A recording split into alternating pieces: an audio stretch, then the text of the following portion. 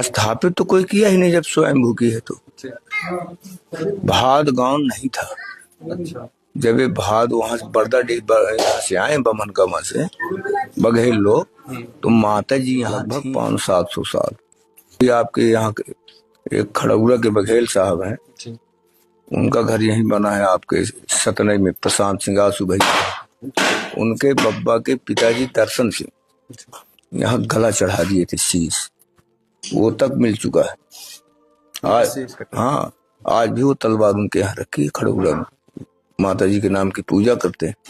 और माता जी के सामने एक शिव जी का मंदिर है, तो माता जी और शिव जी यहाँ साथ ही प्रकट हुए थे, वो भी स्वयंभू है शिव जी। चमत्कार तो हम लोग तो ऐसा देखे हैं कि यहाँ पर जंजीरों बद के पागल आए हैं, अब खुशी खुशी छोड़े छूटे हुए चले जाते हैं। ऐसा है, सारी मान्यता पूरी होती है।